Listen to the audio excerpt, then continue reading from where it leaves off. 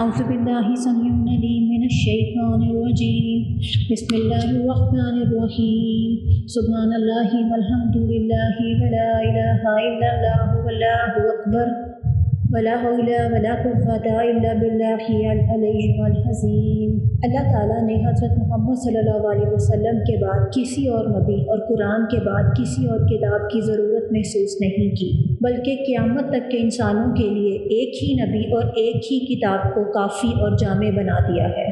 تو پھر یہ کیسے ممکن ہے کہ آج کے دور کے انسانوں اور آنے والے انسانوں کے لیے اس کتاب میں کوئی رہنمائی موجود نہ ہو؟ اگر ایسا نہ ہوتا تو اللہ جو السمیع اور العلیم ہے، جس کا علم ماضی، حال اور مستقبل پر ایک ہی وقت میں احاطہ کیے ہوئے ہے، اسے یہ پتہ نہ ہوتا کہ آنے والے وقتوں میں انسانوں کو کیا مسائل اور کیا واقعات درپیش آئیں گے، اور ان کے لیے یہ کتاب ناکافی ہوگی، اور پھر وہ کوئی اور نبی اور کتاب نہ اتارتا۔ ایسا بالکل نہیں ہے۔ خدا نخواستہ نعوذ باللہ اللہ کا علم ناقص نہیں ہے، وہ سب جانتا ہے۔ اگر یہ کتاب جامع اور لافانی ہے اور رہتی دنیا کے ہر انسان کی رہنمائی کے لیے کافی ہے، تبھی تو اس نے اس کتاب کو آخری کتاب کا درجہ دیا۔ تو پھر یہ کیسے ہو سکتا ہے کہ ہم اس کو سمجھے اور جانے بغیر اللہ کے دین اور احکامات کو سمجھ سکیں؟ اگر یہ کتاب انسانوں کی رہنمائی کی آخری کتاب ہے تو پھر ہم اس کو سمجھے بغیر اس سے رہنمائی کیسے حاصل کریں گے؟ یہ کتاب اللہ کا لیونگ ٹیکسٹ ہے۔ یہ اللہ پاک کے خطبات کا مجموعہ ہے جو اس نے انسانوں کے لیے وقتاً فوقتاً اتارے، سچویشنز کے مطابق۔ کیا اس کو سمجھے بغیر ہم اللہ کی بندگی کا حق ادا کر سکتے ہیں؟ بالکل نہیں۔ اس کتاب کو سمجھے بغیر ہم اس کتاب کا اور اللہ کا حق ادا نہیں کر سکتے۔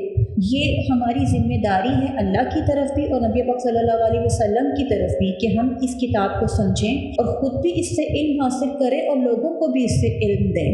نبی پاک صلی اللہ علیہ وسلم اللہ کے آخری نبی ہیں۔ آپ صلی اللہ علیہ وسلم کے بعد کوئی نبی نہیں ہے۔ آپ صلی اللہ علیہ وسلم اللہ کی کتاب کی طرح جامع ہیں۔ آپ کو صرف ایک امت یا کسی ایک خاص قوم کے لیے نہیں بھیجا گیا، بلکہ آپ صلی اللہ علیہ وسلم کو تمام عالمین کے لیے بھیجا گیا ہے۔ آپ کسی خاص خطے، علاقے اور قوم کے لیے نہیں ہیں، بلکہ آپ پوری دنیا کے لیے ہیں۔ اللہ پاک نے آپ کو ایک بہت بڑی امت عطا کی ہے۔ قیامت تک آنے والا ہر انسان جو ہے وہ آپ کا امتی ہی کہلائے گا، اور سب سے جو زیادہ تعریف ہے وہ آپ صلی اللہ علیہ وسلم کی ہوتی ہے۔ اللہ، فرشتے اور آپ صلی اللہ علیہ وسلم کی امت کسی نہ کسی وقت میں آپ صلی اللہ علیہ وسلم کی تعریف کر رہے ہوتے ہیں۔ اللہ نے جو آپ کو سب سے بڑا معجزہ عطا کیا ہے وہ قرآن پاک ہے۔ اس سے پہلے کے جتنے معجزات ہیں وہ سب کے سب فنا ہو چکے ہیں۔ کسی نبی کو اللہ پاک نے کبھی معراج پر جانے کی فضیلت نہیں دی، حالانکہ اللہ پاک نے حضرت موسیٰ علیہ السلام سے خطاب کیا، مگر اس زمین پر آپ صلی اللہ علیہ وسلم کو اوپر بلایا گیا عرش بری پر، جہاں حضرت جبرائیل علیہ السلام بھی نہیں جا سکتے۔ تو جس نبی کو اللہ پاک نے اس قدر معتبر بنایا کہ جن کے بعد اللہ نے کسی نبی کی ضرورت محسوس نہیں کی، تو کیا ہم آپ صلی اللہ علیہ وسلم کی زندگی اور آپ کی حدیث کو سمجھے بغیر اس دنیا اور آخرت میں کامیابی حاصل کر سکتے ہیں؟ کیا آپ سے محبت کیے بغیر ہم فلاح پا سکتے ہیں؟ بلکہ نبی پاک صلی اللہ علیہ وسلم سے محبت تو ہمارے ایمان کا لازمی حصہ ہے۔ اللہ پاک نے قرآن کریم میں 2 مرتبہ فرمایا، البتہ تحقیق ہے واسطے تمہارے بیچ رسول خدا کے پیروی اچھی، واسطے اس شخص کے کی امید رکھتا ہے خدا کی اور دن پچھلے کی، اور یاد کرتا ہے اللہ کو بہت۔ لقد کان لکم فی رسول اللہ اسوۃ حسنۃ لمن کان یرجو اللہ والیوم الآخر وذکر اللہ کثیرا۔ اور پھر اس کے بعد سورۃ الممتحنہ میں کہا، لقد کان لکم فیہم اسوۃ حسنۃ لمن کان یرجو اللہ والیوم الآخر ومن یتول فإن اللہ هو الغنی الحمید۔ البتہ تحقیق ہے واسطے تمہارے بیچ ان کے پیروی نیک، واسطے اس شخص کے کہ ہے امید رکھتا خدا کی اور دن پچھلے کی، اور جو کوئی پھر جاوے بس تحقیق اللہ وہی ہے بے پرواہ تعریف کیا گیا۔ لیکن پھر اللہ پاک ہمیں بار بار یہ سمجھانے کی کوشش کر رہے ہیں کہ نبی پاک صلی اللہ علیہ وسلم کی زندگی جو ہے وہ ایک بہترین اور مکمل نمونہ ہے، اور اگر ہم اس دنیا اور آخرت میں کامیابی چاہتے ہیں تو ہمیں آپ کی پیروی کرنی ہے۔ پر اگر ہمیں آپ صلی اللہ علیہ وسلم کی زندگی سے کوئی واقفیت ہی نہیں ہے، نہ ہی ہم آپ صلی اللہ علیہ وسلم کی سیرت سے واقف ہیں، اور نہ ہی آپ صلی اللہ علیہ وسلم کی حدیث سے واقف ہیں، تو ہم کس طرح سے آپ کے نمونے پر عمل کر سکتے ہیں۔ کسی بھی پرسنالٹی کو فالو کرنے کے لیے اس کے بارے میں مکمل انفارمیشن ہونا سب سے زیادہ ضروری ہوتا ہے، تبھی اس کو فالو کیا جا سکتا ہے۔ اگر ہمیں نبی پاک صلی اللہ علیہ وسلم کی احادیث سے واقفیت نہیں ہے اور ہم آپ کی سیرت سے واقف نہیں ہیں تو ہم آپ کو کس طرح سے فالو کریں گے؟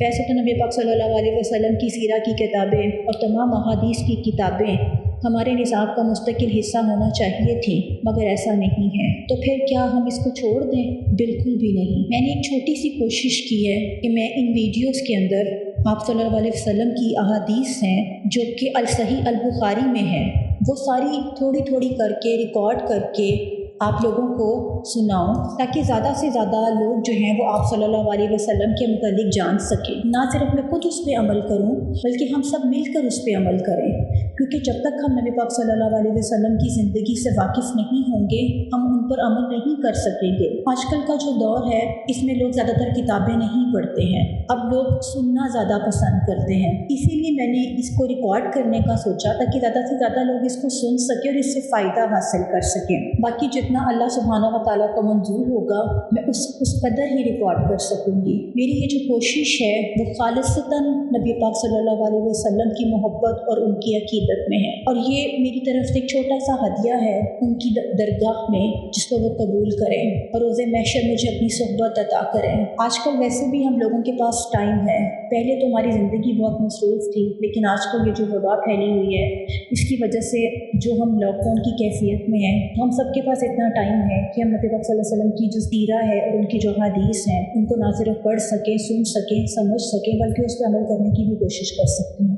چھوٹی چھوٹی سننا ہے جس پہ عمل کر کے ہم دین و دنیا دونوں میں فلاح کر سکتے ہیں۔ میں نے الصحیح البخاری کا انتخاب سب سے پہلے اس لیے کیا ہے کیونکہ احادیث کی کتاب میں سب سے اول نمبر پر الصحیح البخاری ہی آتی ہے، اور یہ سب سے اچھا وقت ہے جب کہ ہم نبی پاک صلی اللہ علیہ وسلم کی حدیث کو سمجھ سکتے ہیں، کیونکہ آخر کار ہمیں یہ دنیا چھوڑ کر جانا ہی جانا ہے۔ کوئی نفس ذائقۃ الموت، کوئی بھی ایسا انسان نہیں جو کہ اس دنیا سے نہیں جائے گا، اور آج کل دنیا میں کوئی ایسا انسان پیدا ہوا جو یہاں سے گیا نہیں ہے، یہی موجود ہے۔ جب ہمیں پلٹنا اللہ کی طرف، جب ہمارا رجوع اللہ کی طرف ہے، لیکن جب ہم وہاں جائیں تو کم سے کم کچھ تو ہمارے نامہ اعمال میں ہو۔ اس لیے میں چاہتی ہوں کہ ہم سب مل کر اس وقت کا استعمال کسی اچھے مقصد کے لیے کریں، اور نبی پاک صلی اللہ علیہ وسلم کی زندگی کو جاننے اور عمل کرنے سے بہتر کوئی اور مقصد ہو ہی نہیں۔ میں انشاءاللہ تعالیٰ الصحیح البخاری کی تمام جلدوں کی احادیث تھوڑی تھوڑی کر کے ریکارڈ کیا کروں گی اور آپ لوگوں کو سنایا کروں گی، تاکہ ہم آسانی سے اس کو سن سکیں، سمجھ سکیں اور اس پر عمل کرنے کی کوشش بھی کریں، کیونکہ اصل مقصد جو ہے